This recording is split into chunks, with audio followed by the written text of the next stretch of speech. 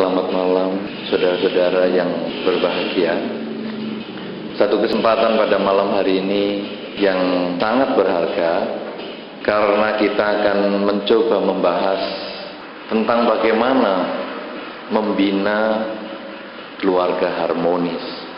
Tentu saja kegiatan atau pembicaraan kita malam hari ini bukan hanya berbicara tentang keluarga saja, tetapi kita bisa memperluas konteks atau coupling pembicaraan kita. Bagaimana kita bisa hidup bermasyarakat secara harmonis. Apa artinya bermasyarakat secara harmonis? Keluarga adalah bagian dari masyarakat. Kehidupan bertetangga juga bagian dari masyarakat. Kehidupan di dalam persahabatan juga bagian dari masyarakat. Ya, karena kalau kita hanya membina keluarga harmonis, maka mungkin yang paling suka mendengarkan adalah para bapak, para ibu, lalu generasi muda menganggap, saya ini kan belum berkeluarga. Kalau sudah saya belum berkeluarga, apa gunanya saya mendengar? Lebih baik saya nonton sinetron saja.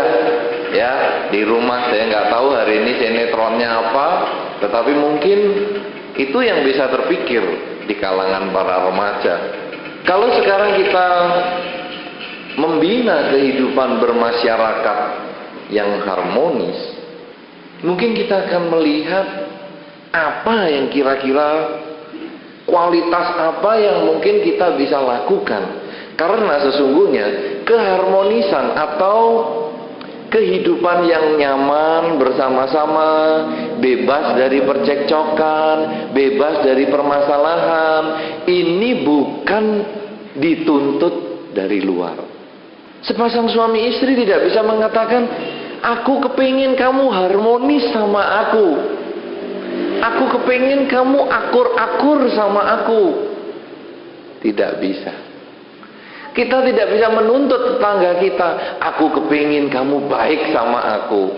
Tidak bisa. Kita tidak bisa menuntut teman kita di sekolah, kamu harus baik sama aku. Tidak bisa. Tetapi di dalam kehidupan bermasyarakat yang harmonis, sesungguhnya adalah kita hendaknya berpikir, apa ya yang bisa saya lakukan supaya pasangan hidup saya happy? Apa yang bisa saya lakukan supaya tetangga saya happy? Apa yang bisa saya lakukan supaya teman-teman saya happy?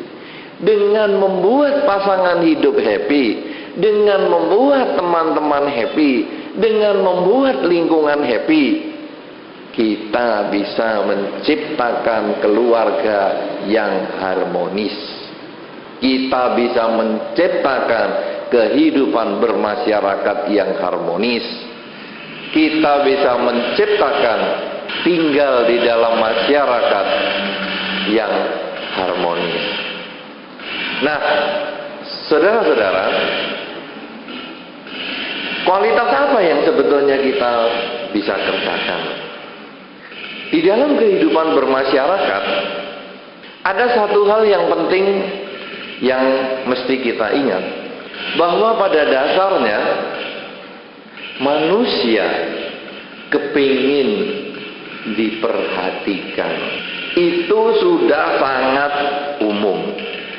Satu contoh, saudara, kalau saudara ditunjuki sebuah album foto, album foto setumpuk, itu kalau di foto itu tidak ada gambar Anda, saya yakin lihatnya lebih cepat daripada kalau ada gambar Anda.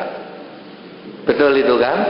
Ya, jadi kalau ada gambar Anda, dilihat, wah, ini mukaku kok jelek di foto, aku baru merem kok di foto, ya kan? Tapi kalau nggak ada gambar kita, cepet aja, wah selesai satu album, cepet. Kalau nggak ada gambar kita, coba Anda ditunjukin misalnya, gambar pembangunan gedung ini atau wihara ini. Saya yakin tidak sampai 1 menit selesai, walaupun mungkin albumnya tebal. Cepat sekali lah, ini lihatnya batu bata, beton cor, beton ini, sudah selesai. Tapi ketika pembangunan itu kita kelihatan, kebetulan kita sedang tinjau di sini, mungkin kita sedang mencuci piring di sini, mungkin kita sedang menyapu di sini, cepat sekali kita berhenti di situ. Loh, aku kok kecil ya di sini. Waktu itu aku sedang apa ya ini? Wah, aku di foto kok nggak tahu.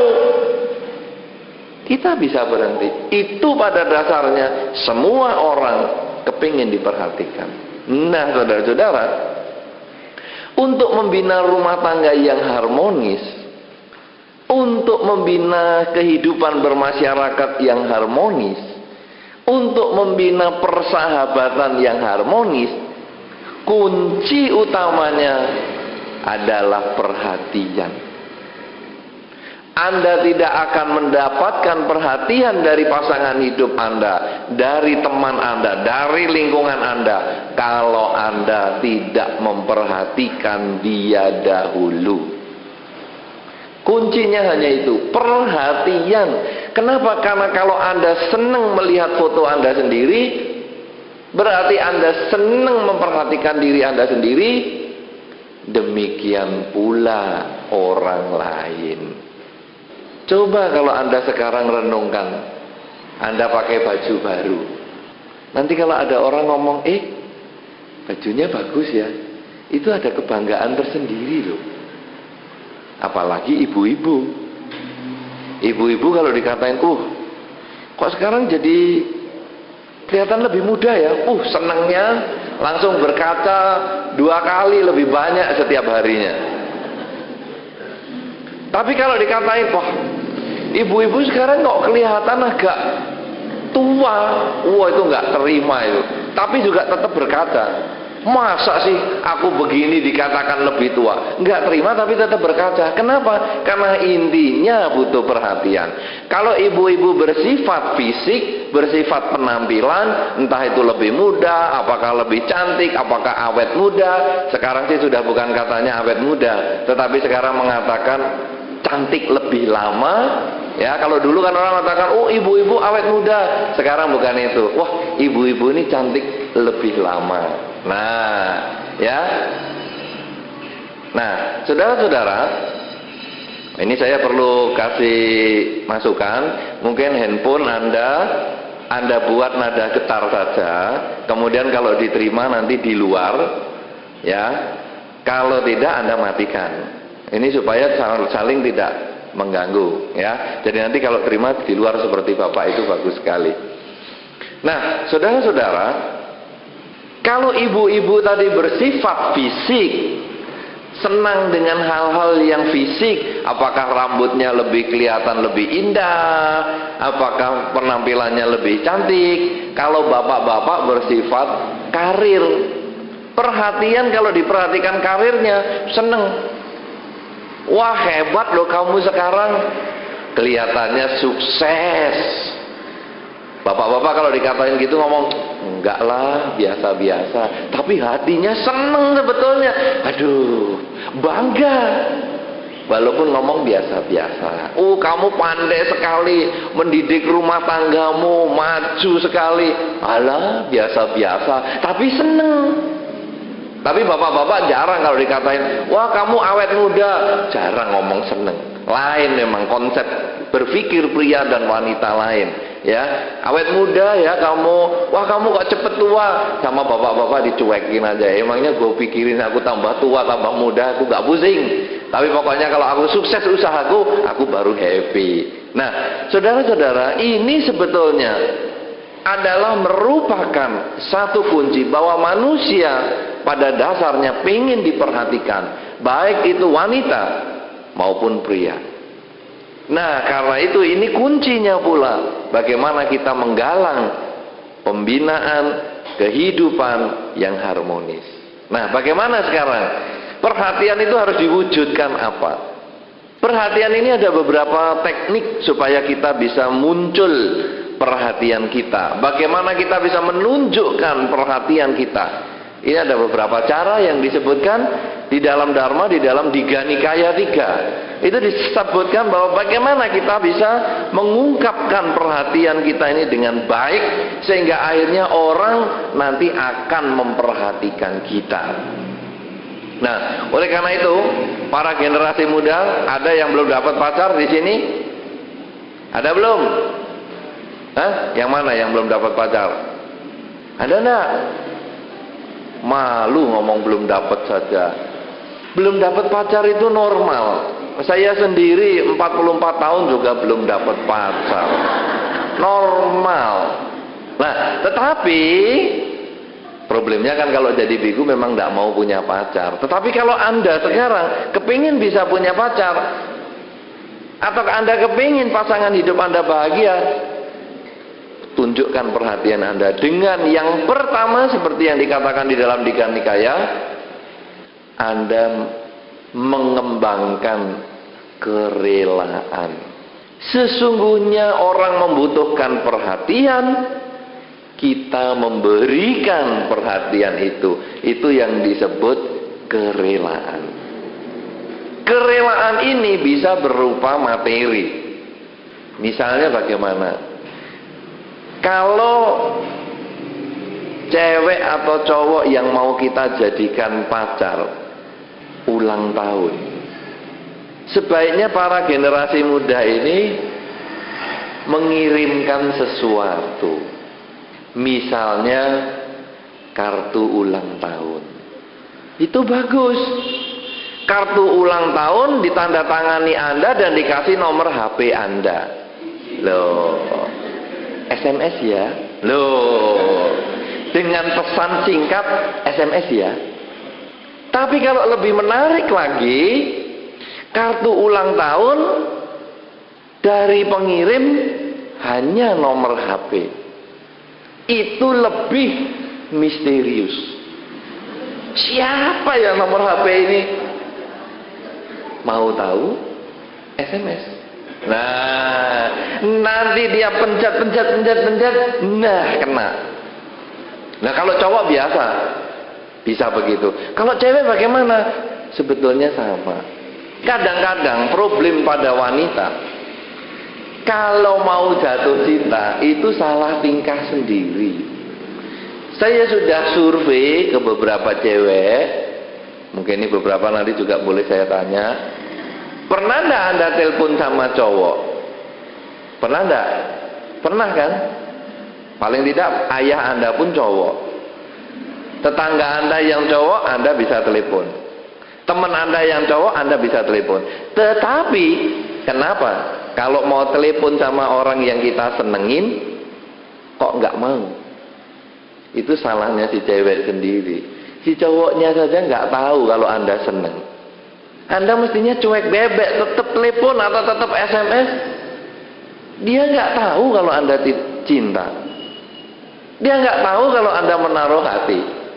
Kenapa Anda telepon sama ayah Anda bisa? Kenapa Anda telepon dengan teman Anda di kelas yang lawan jenis bisa? Kenapa dengan orang yang Anda senangi tidak bisa? Pernah telepon? Mendahului telepon kepada orang yang Anda pengen dekati? Pernah enggak? Enggak berani. Kenapa? Karena Anda merasa malu sendiri. Padahal salah. Cowoknya sendiri nggak tahu kalau Anda jatuh hati. Jadi kalau Anda sudah SMS langsung, Anda sudah telepon, sebetulnya Anda membina komunikasi yang satu ketika ada kemungkinan orang itu menjadi dekat dengan Anda. Jadi yang pertama adalah memberikan sesuatu yang bersifat materi. Nah, suami istri bagaimana? Sama. Supaya bisa diperhatikan, suami kalau pergi keluar kota atau keluar rumah lah, coba kalau pulang inget istrinya ini sukanya apa. Kalau istrinya suka mie goreng, keluar rumah pulang dibelikan mie goreng. Bukan harganya harus mie goreng yang banyak, bukan. tapi perhatiannya. Nah repotnya kalau istrinya suka mie goreng, suaminya suka pergi, maka dalam 3 bulan kolesterol meningkat. Karena makan terus tiap malam makan. Lama-lama bengkak, kolesterolnya meningkat. Tetapi kalau suami perginya sekali-sekali, happy. Nah sebaliknya istri juga begitu. Tapi kalau saya lihat istri sudah cenderung, ibu-ibu cenderung selalu memberikan apa yang disukai suami, apa yang disukai anak. Jadi misalnya, oh suami saya senangnya masak apa ya? Oh masak apa misalnya? Di sini apa yang paling terkenal? Ibu-ibu apa itu? Ayam bakar, ikan bakar, ikan rica-rica, bukan ya? Betul, rica-rica, ikan bakar, oke. Istri biasanya begitu. Kalau sudah kehabisan menu, karena menjadi ibu itu paling sulit. Satu hal yang saya sangat kagumi dari seorang ibu adalah mereka bisa memikirkan tiap hari menu yang berbeda. Wah, dan itu bertahun-tahun. Itu nggak gampang. Ya, ibu-ibu, malam selalu mikiri besok suamiku dimasakkan apa ya. Sudah mikirnya semalam, pagi-pagi belanja, siang-siang dimasakin, suami nggak makan di rumah. Menjengkelkan. Makan di rumah ngomongnya kok nggak enak ya, menjengkelkan lagi. Nggak berpikir bahwa itu tugasnya sudah dipikiri semalam suntuk. Nah, oke, tadi dikatakan istri melihat atau menyadari suami senengnya ikan bakar. Nah, dia akan muter. Hari ini masak apa, besok masak apa, lusa masak apa. Satu ketika habis menunya. Nanti yang dijadikan sasaran ikan bakar itu. Ya tahu ibu-ibu, rahasianya ibu-ibu itu. Pokoknya kalau sudah pusing apa ya, ikan bakar aja. Karena suamiku paling suka ini. Sudah dia nggak akan ngomel. Enak makan. Nanti pikir lagi, muter lagi. 3-4 hari habis lagi apa ya, ikan bakar lagi. Itu kuncinya ibu-ibu itu. Ya. Nah sekarang saudara-saudara, artinya apa? Bahwa ibu-ibu bisa melihat bahwa yang disenangi suami adalah ikan bakar. Maka dia kerjakan itu dengan maksimal. Nah suami hendaknya mulai berpikir, bagaimana saya bisa menyenangkan istri saya ini? Bagaimana saya bisa memperhatikan istri saya ini? Nah, cobalah ingat, apa kesenangan istri? Saya yakin kalau ibu-ibu pasti tahu kesenangan suami apa. Bapak-bapak, siapa yang tahu makanan kesukaan istri? Ayo tunjuk jari Pak. Ayo yang bapak-bapak, tunjuk jari, apa kesukaan istri makanannya? Tunjuk, masa nggak ada yang tahu? Yang sudah punya istri? Hah? Ada yang tahu? Tunjuk jari. Siapa yang tahu? Nggak ada yang tahu, ini payah nih. Istri-istri, ada yang tahu kesenangannya suami? Tunjuk jari. Tunjuk jari, saya mau lihat, bukan ya kalau saya nggak tahu yang mana yang Anda yang ngomong. Tunjuk jari siapa? Tunjuk satu, kok cuma satu? 2, 3. Loh memang yang punya suami cuma 3? Coba tunjuk jari, istri mana yang tahu kesenangan makanan kesukaan suami? Iya, jangan ngomong tahu-tahu, jarinya itu loh ditunjukkan. Iya, 1, saya mau hitung. 1, 2, 3. Oh sedikit. Ternyata banyak istri yang lebih tidak tahu kesenangannya suami. Kasihan ini. Anda harus belajar. Karena cinta laki sering muncul dari perut. Kenapa laki-laki nggak tahan di rumah? Karena kadang makanan di rumah nggak enak. Nah kalau Anda bisa tahu kesenangan suami, 2-3 hari sekali masak itu lagi nggak apa-apa. Tapi dia tahan di rumah. Bapak-bapak, siapa yang tahu makanan kesukaan istri? Tunjuk. 1 aja. pengantin baru soalnya dia. Ayo yang lama coba. Loh, ngomongnya enggak itu, anaknya ngomong enggak. Bapaknya nunjuk jari, anaknya ngomong enggak. Teriak-teriak itu. Ayo, siapa? Bapak yang tahu kesenangan istri? Cuman satu. Dua, kasihan. Ya, ternyata memang betul-betul ini membutuhkan diskusi yang lebih panjang. Bagaimana membina rumah tangga yang harmonis. Salah satu adalah ketahuilah kesenangan, makanan, kesukaan pasangan hidup Anda. Itu yang paling penting. Problem lain, suami sering tidak tahu berapa ukuran pakaian istri. Itu yang lebih celaka. Dia kalau pergi ke toko pakaian, dia akan cari pegawai. Istriku kira-kira ya badannya segede kamu. Jarang yang tahu ukurannya segini. Betul bapak-bapak? Nah, padahal istrinya berubah terus, lebih langsing, lebih gendut. Bapak-bapak nyarinya pegawai ya, terus ya seperti kamu lah kira-kira, tingginya ya seperti kamu ini, cuma pinggangnya lebih kecil sedikit. Bunda bingung orang. Tapi kalau istri kan tahu berapa nomor pakaian suami, tahu nomor sepatu, tahu. Nah saudara-saudara, inilah bentuk perhatian. Perhatian yang pertama berbentuk benda, berbentuk fisik. Anda bisa memberikan pakaian, Anda bisa memberikan sepatu, Anda bisa memberikan baju, Anda bisa membelikan makanan kesukaan pasangan hidup Anda. Itu sangat mengakrabkan. Anda juga bisa membelikan teman Anda yang Anda, orang yang dia sukai. Apa?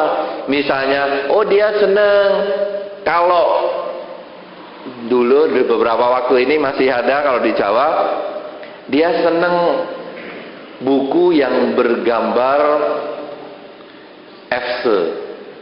Nah, mungkin di Pare-Pare buku Fse agak susah atau mudah? Banyak.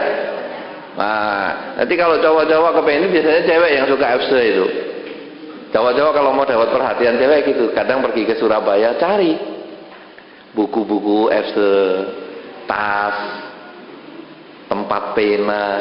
Begitu datang ini loh, aku selama di Surabaya, aku tuh kepikiran kamu terus. Aku kalau nggak belikan kamu, rasanya kok nggak enak ya.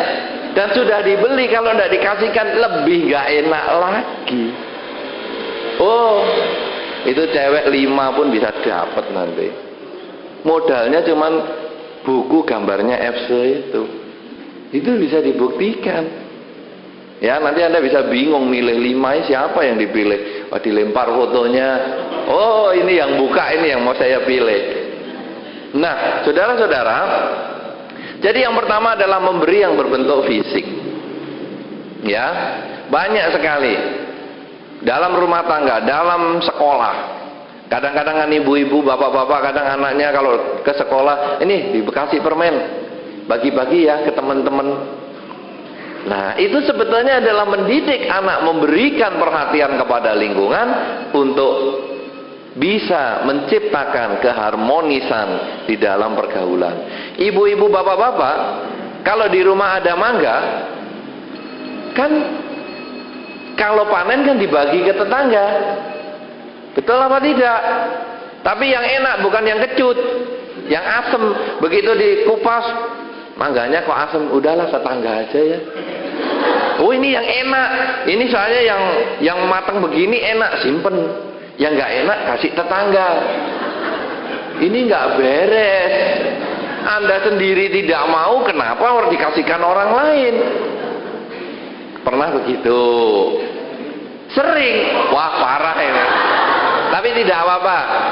Itu jujur. Sering itu karena belum mendengar pada malam hari ini. Sudah mendengar malam hari ini, mesti yang asem ambil sendiri. Atau dikasihkan yang hamil-hamil ini. Nah nanti yang manis-manis kasihkan tetangga. Saya yakin begitu karena Anda sudah mendengar pada malam hari ini. Nah, memberikan yang terbaik. Sehingga akhirnya kalau tetangga sering diberi yang terbaik ini, maka dia pun akan baik kepada kita. Kadang kita pergi keluar kota, ke Makassar, kemana, rumah kosong. Kadang tetangga bisa bantu jagain rumah kita. Siapa yang happy? Kita juga. Kenapa bisa begitu? Kok bisa ada keharmonisan dalam lingkungan? Karena kita suka memberi perhatian dalam bentuk materi. Tetapi ini belum cukup. Memberi perhatian dalam bentuk materi ini adalah yang pertama. Di dalam Tiga Nikaya 3 disebutkan, yang kedua, perhatian ini diwujudkan dengan ungkapan kata-kata yang manis, kata-kata yang baik. Itu yang kita berikan. Ibaratnya tadi mangga yang asem kita simpen sendiri, mangga yang manis kita bagikan tetangga. Demikian pula kata-kata. Kenapa di dalam Dharma dikatakan khusus kata-kata? Karena menjaga mulut ini paling sulit. Menjaga harta, panggil orang yang bersenjata, harta kita aman. Tapi menjaga lidah kita, orang bersenjata sebesar apapun juga tidak bisa mengalahkan lidah kita. Apa misalnya kata-kata yang tidak bagus? Begitu diomeli atau begitu melihat teman tetangga punya sepeda motor baru, itu kan hasil nyuri. Lihat istri sudah di make up dengan bagus, suami mengatakan, sudah tua di make up juga kayak monyet. Lihat suami pakaiannya rapi, istri bisa mengatakan, rapi-rapi memang mau cari cewek baru. Jadi kata-kata ini menyakitkan. Dan yang paling tahu kesakitan itu adalah pasangan hidup. Sudah disurvei bahwa ternyata orang yang paling tahu kelemahannya itu adalah pasangan hidup. Satu contoh, ada seorang suami yang sangat gagah, dan kemudian dia itu di dalam organisasi kemasyarakatan dia selalu memimpin rapat-rapat dan sebagainya. Apa kata istrinya? Dia itu kan gagah-gagah kan cuma di luar. Di rumah dia tuh takut sama saya. Saya suruh apa juga nurut. Ini sebetulnya kata-kata yang menyakitkan. Istri juga begitu, sudah rapi-rapi, make upnya bagus, sisiran dengan baik, pakaiannya bagus. Kadang-kadang ada suami yang mengatakan di depan umum, ya istriku ini loh, kelihatannya rapi kan kalau di luar, kalau tidur, waduh, liurnya kemana-mana. Kalau YNO bisa dijual lah, kalau RENO tidak bisa dijual, malah ngotor-ngotori. Lah, itu kan mematikan pasaran istri akhirnya. Nah, saudara-saudara, yang tahu begini hanya pasangan hidup, dan itu yang paling menyakitkan. Oleh karena itu di dalam Dharma dikatakan, kita perhatian itu bukan hanya dalam bentuk materi saja, tetapi kata-kata. Sering kan istri kalau datang, misalnya kadang suami pergi ke Makassar, kerja di Makassar, datang kasih uang blek banyak, nanti tinggal pergi lagi. Nanti datang lagi blek kasih banyak, tinggal pergi lagi. Datang blek kasih duit banyak, tapi istri sering dimaki-maki. Nanti kan nggak tahan. Yang aku butuhkan bukan hanya duit, aku juga butuh duit, tapi bukan satu-satunya yang aku butuhkan. Aku juga butuh omonganmu yang baik-baik. Kalau aku dikasih duit tapi dimaki-maki, lebih baik aku pulang ke rumah orang tua. Kenapa? Karena memang kita pada dasarnya kepingin diperhatikan. Kita pada dasarnya kepingin omongan yang halus, kepingin omongan yang enak yang kita dengar. Anda sendiri kalau dipuji senang. Anda sendiri kalau mendapat perhatian dengan kata-kata senang. Kenapa kita tidak memuji orang? Apalagi wanita sangat sensitif sekali. Kalau wanita sudah mengatakan kepada suami, aku masih cantik nggak Pak? Itu berarti dia sudah harus diberi dorongan mental, moral. Aku Aku tidak perlu kecantikanmu. Yang aku sangat sayangi dari dirimu adalah tanggung jawabmu terhadap keluarga. Oh, sudah lega. Orang wanita itu sudah siap menerima ketuaannya dan merasa happy karena yang dinilai suaminya adalah tanggung jawabnya. Tapi ketika wanita bertanya, aduh, menurut kamu aku masih cantik gak ya? Lalu suami menjawab, masih cantik. Kapan kamu cantik? Karena aku pilih kamu kan karena kamu jeleknya itu. Kalau kamu mengatakan masih cantik, keliru. Mestinya jawabnya, apakah aku masih jelek? Masih. Nah, kenapa aku pilih kamu yang jelek? Karena lebih aman. Karena aku sering keluar kota, kalau kamu cantik pulang hilang. Dengan kamu jelek aku pergi aman. Malam jalan juga nggak ada yang gangguin. Jadi aku pilih kejelekanmu bukan kecantikanmu. Jadi jangan bertanya apakah aku masih cantik. Kamu terlalu percaya diri. Nah, kalau kata-kata yang seperti itu dikeluarkan, istri besok pagi mungkin sudah gantung diri, stres. Kenapa kita tidak katakan yang halus? Kita tidak katakan yang manis karena kita sendiri sebetulnya kepingin mendapatkan kata itu. Karena itu ketika ada teman ulang tahun, kalau tadi yang pertama dengan memberikan materi itu kita memberikan kartu ulang tahun misalnya. Kalau istri mungkin kadang dibelikan bunga mungkin 1 kuntum saja atau diambilkan dari wihara kuntum ya. Wah, saya mau beli bunga susah nih, kebetulan di altar ada bunga ya. Daripada menanam di ladang yang subur kan kadang boleh panen di ladang subur. Ya, sudah ambil. Ya kan katanya wihara kan ladang yang subur untuk menanam jasa. Tapi kadang-kadang wihara jadi tempat yang subur untuk dipanen. Buah dari wihara bagus loh, ini banyak hoki, ambil. Kembang dari wihara, ambil. Nah, saudara-saudara, kita waktu pasangan hidup ulang tahun kasih sekuntum bunga. Itu materi, lalu kasih omongan yang manis. Hari ini aku masih senang bisa berulang tahun bersama kamu. Karena kesempatan setiap tahun ini, inilah yang aku selalu tunggu. Inilah yang aku selalu nantikan. Karena setiap ulang tahun, aku selalu berpikir, sungguh bahagia aku punya pasangan hidup seperti kamu. Lo kan happy. Yang ulang tahun ya seneng ya, tapi tiap tahun kata-katanya harus diganti. Jangan itu terus. Kalau itu terus ya nanti setelkan kaset aja. Ya jadi diganti-ganti, nanti tahun depan lain lagi. Wah, sungguh happy aku. Ulang tahun lagi, seneng sekali aku. Karena tiap tahun aku perhatikan, wajahmu bukan makin tua, tapi makin kelihatan bijaksana. Loh, jangan mengatakan makin muda, kan bohong. Tiap tahun makin muda, nanti ulang tahun yang ke-50 kan jadi bayi. Tiap tahun kamu kelihatan lebih bijaksana. Wah, itu bagi bapak-bapak yang rambutnya putih, perutnya gendut merasa, waduh aku bijaksana sungguhan. Kenapa tidak katakan kata-kata yang manis seperti itu? Ya, di dalam masyarakat juga sama kok.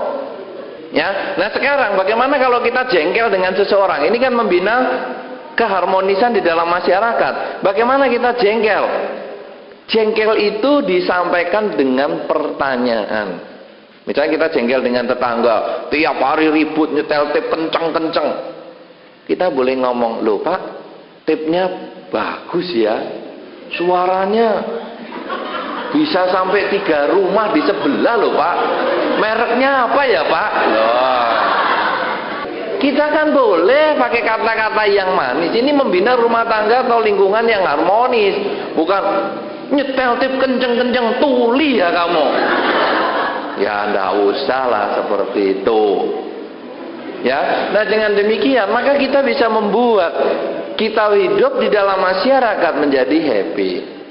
Ketika tadi seorang cewek mengirim kartu plus nomor handphone plus tanda SMS aku ya.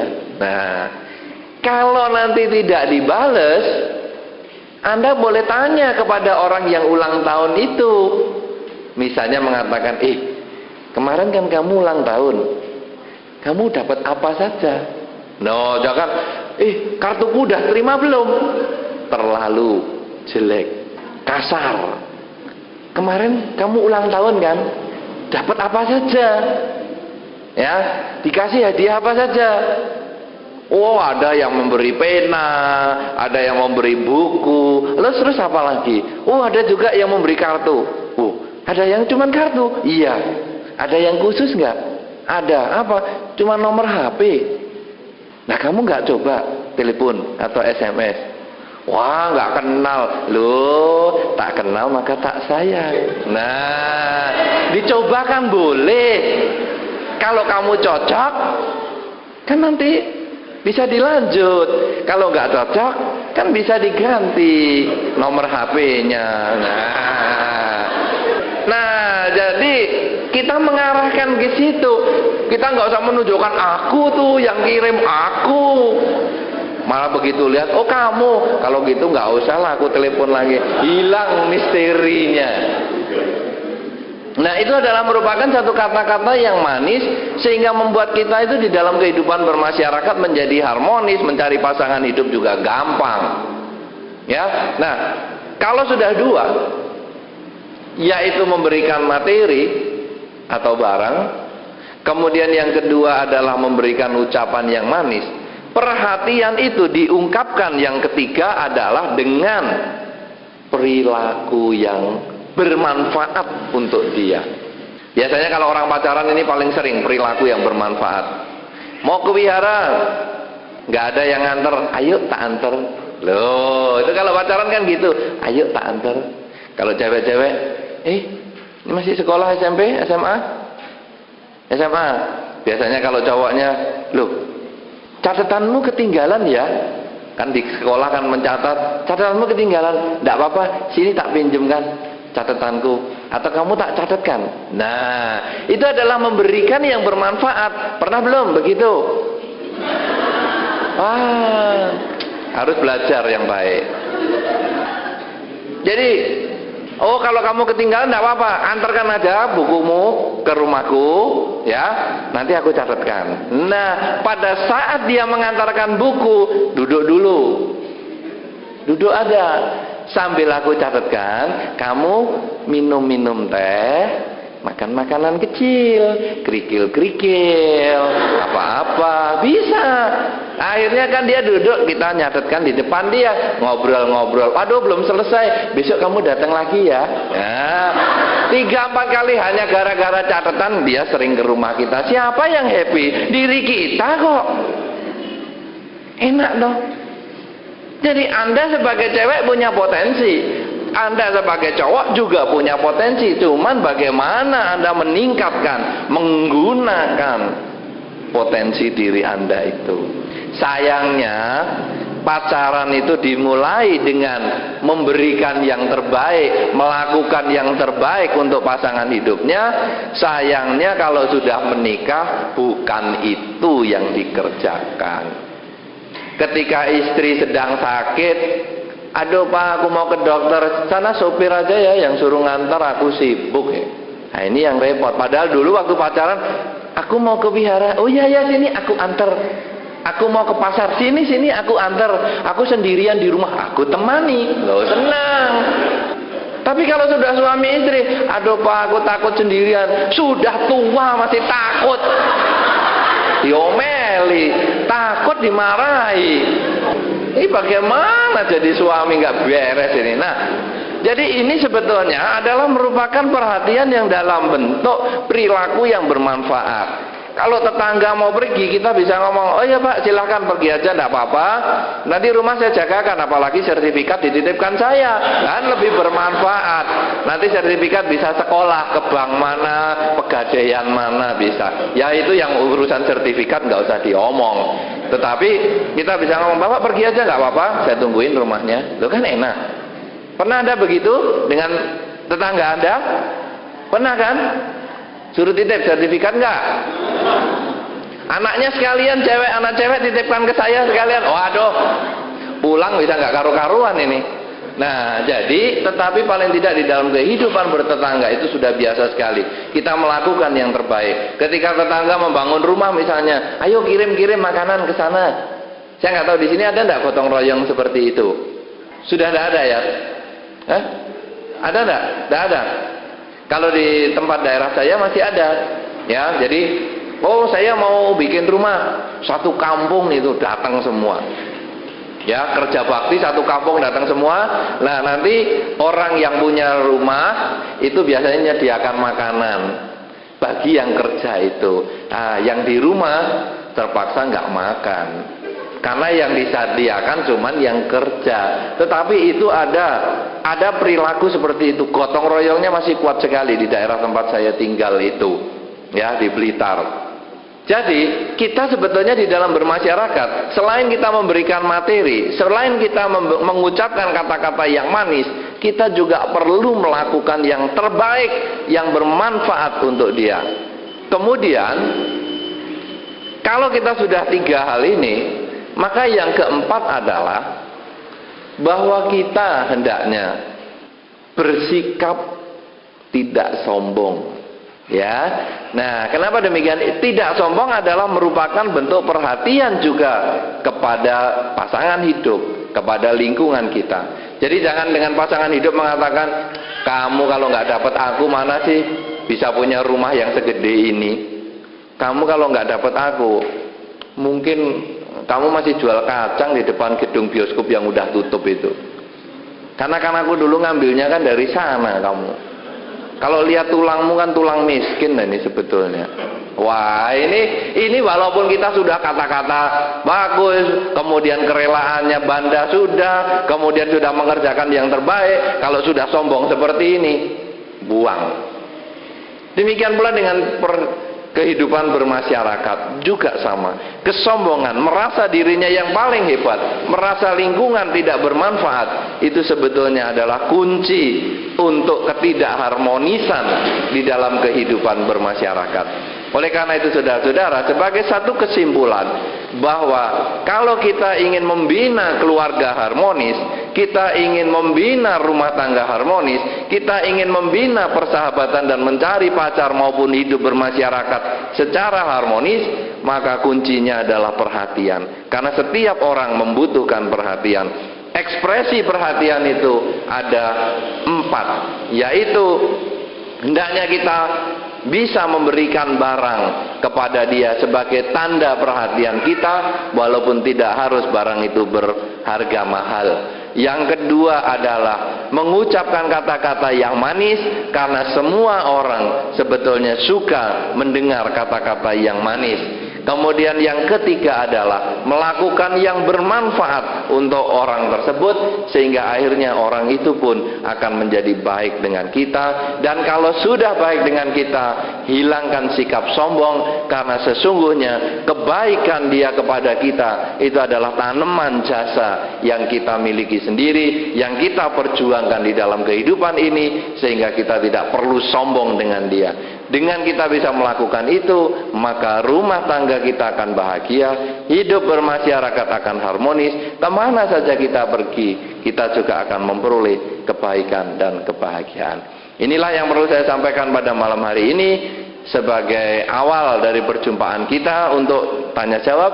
Semoga akan memberikan manfaat. Semoga Anda bisa menggunakan kemampuan ini untuk bermasyarakat dengan harmonis, berumah tangga dengan harmonis. Semoga semua makhluk, baik yang tampak maupun yang tidak tampak, memperoleh kebaikan dan kebahagiaan sesuai dengan kondisi karmanya masing-masing. Sabe sata bawantu sukitata.